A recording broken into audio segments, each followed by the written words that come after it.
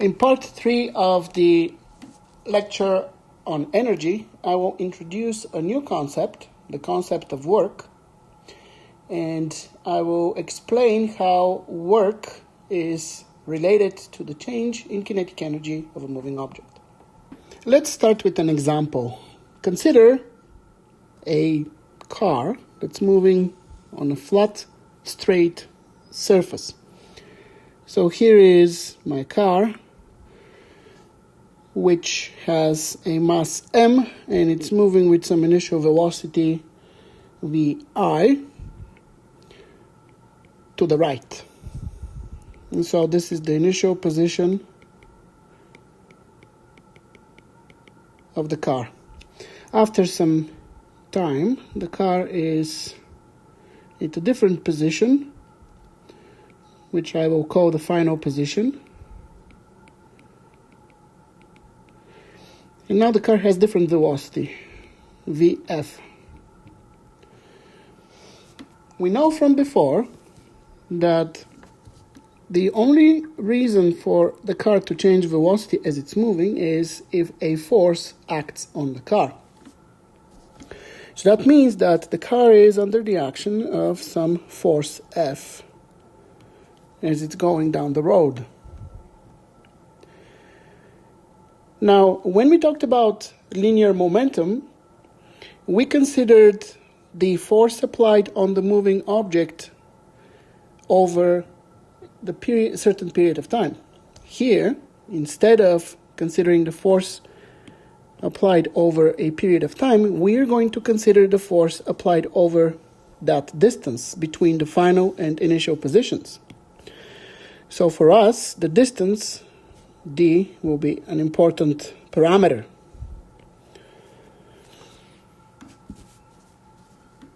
The product of the applied force F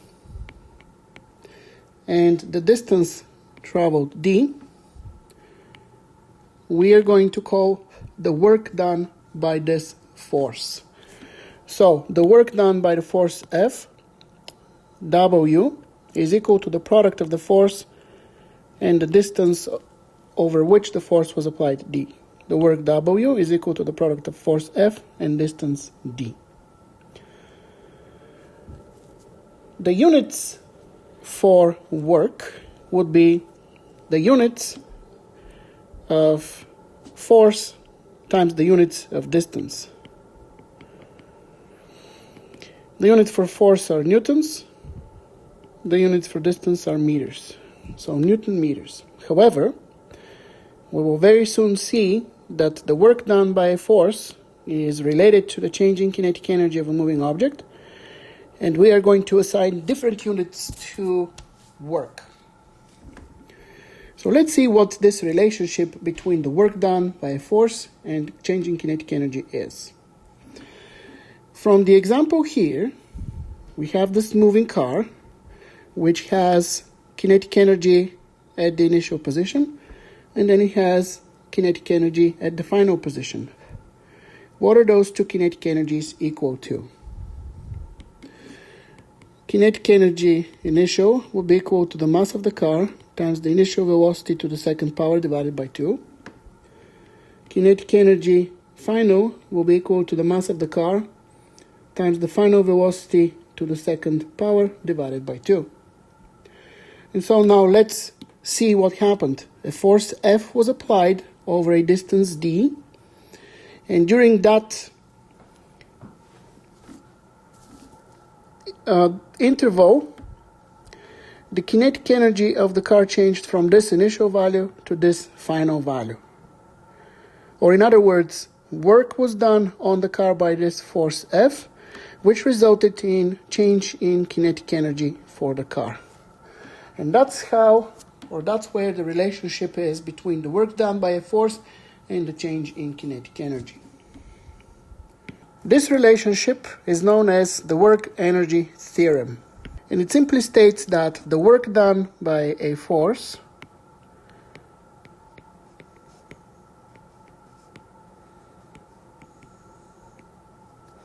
F applied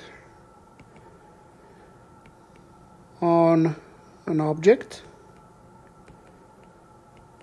is equal to the change in kinetic energy of that object.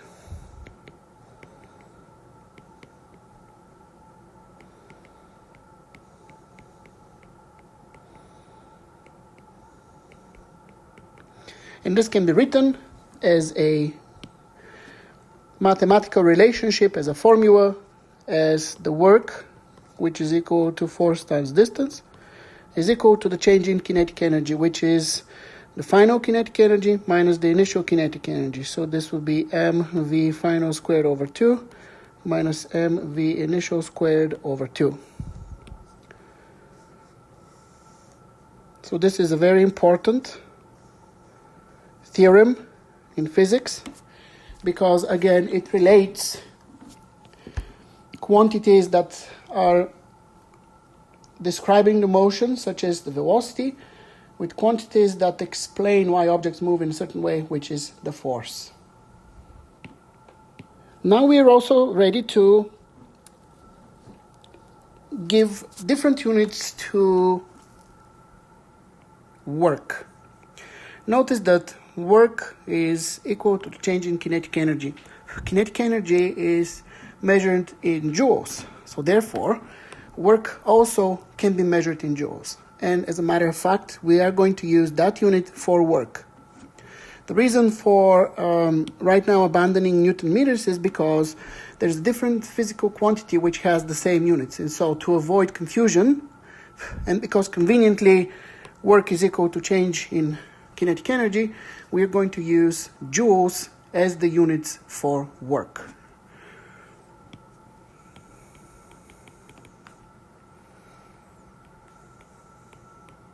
So the units for work will be joules from now on. Now let's do one example that uses the work energy theorem. The example is as follows. A 1,000 kilogram car is moving at 13 meters per second initially. A force F is applied on the car, and as a result, its speed increases to 21 meters per second over 100 meters distance. Find the force F acting on the car. So let's see what information do we know from the statement of the problem. So we know the initial velocity of the car, which is 13 meters per second. We also know the final velocity of the car, which is 21 meters per second. We know the mass of the car, which is 1,000 kilograms. And we know also over what distance did the speed change from 13 meters per second to 21 meters per second. So that distance d is 100 meters. And what we are looking for is the force responsible for that change. Okay, so we know that this calculation must be done using the work energy theorem.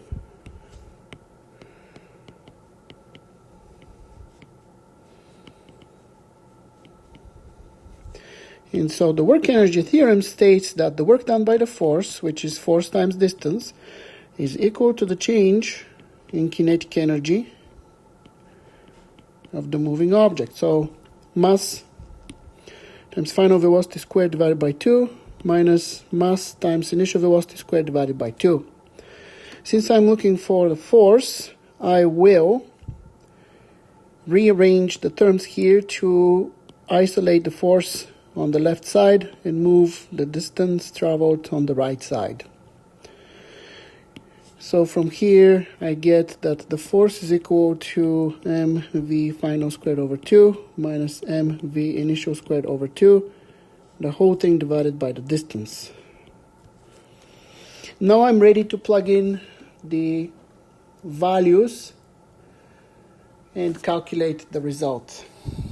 So the force will be equal to 1,000 kilograms times 21 meters per second squared divided by 2 minus 1,000 kilograms times 13 meters per second squared divided by 2, and the entire thing is divided by the distance, which is 100 meters. So that is equal to 220,000 and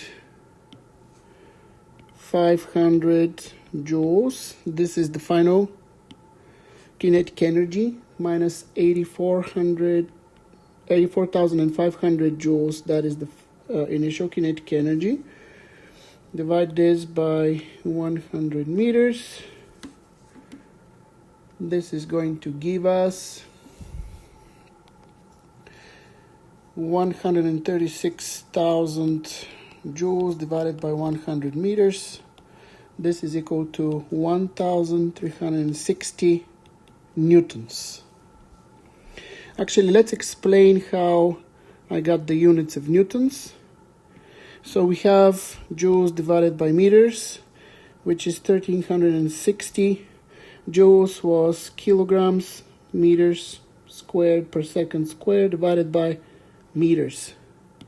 So the meters here with the second power here will cancel out, and what's left is kilograms meters per second squared, which is newtons. And so the final result is 1,360 newtons is the force responsible for the changing kinetic energy of this car.